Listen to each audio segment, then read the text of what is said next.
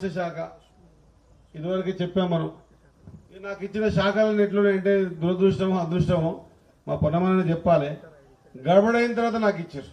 మత్స్యశాఖ గడబడ లేపారు. 10 ఏళ్ళ అంత కింద మీద చేసి పడేసి అది నా చేతిలో పెట్టారు. ఇదొక్కటే కాకుండా యానిమల్ హస్బెండరీ ఇచ్చారు, పశుసంవర్ధక శాఖ. దాంట్లో గొర్రెల బర్రెలు అన్ని కిరికిరిలు అయినాక నా చేతిలో పెట్టారు. ఇప్పుడు నేను ఆ కిరికిరి కడుక్కున్నా లేకుంటే మళ్ళీ కొత్తగా పని చేయాలన్నా అర్థం కాని పరిస్థితి. కాబట్టి ఎంత క్లిష్టమైన పరిస్థితిలో నాకు ఇచ్చారో అంతే అద్భుతంగా. స్పోర్ట్స్ ఒక్కటే కాదన్నా, నాకు ఇచ్చిన 5 అట్లే ఇచ్చారు. అంతేనా కదా? తెలంగాణ వచ్చిందే నీళ్లు నిధులు నియామకాల మీద. దాంట్లో నిధులు నియామకాలు ఎవరికి ఇయ్యలే. కానీ ఇప్పుడు యూత్ సర్వీసెస్ పెట్టి నేను ఎట్లా ఎంప్లాయ్మెంట్ జనరేట్ చేయాలని అదొక శాఖ ఇచ్చారు. ఇక గొర్రెల విషయం అయితే మొత్తం ఈ రాష్ట్రంలో జరిగింది ఏందో మొత్తం దేశంగా తెలిసిపోయే విధంగా అదే గొర్రె బయటికి దాటే మళ్ళీ అదే గొర్రె లోపడుకోవచ్చు, అదే గొర్రె బయటికి దాటే అదే గొర్రె లోపడుకోవచ్చు. ఆ శాఖ కూడా నాకే ఇచ్చారు. ఇక శాప సంగతి, నేను జెడ్పీ ఫ్లోర్ లీడర్గా ఉన్నా.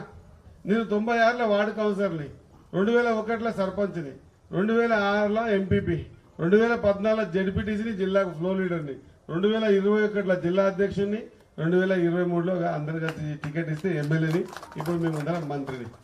ఈ మొత్తం పీరియడ్లో గత 10 సంవత్సరాలకి ఎంత చేపలు ఎట్లా ఇస్తారో నేను ఆ కులకు సంబంధించిన వ్యక్తిని చూద్దామంటే కూడా నేను పోయి నిలబడితే చేపలు ఇడిచేది కాదు.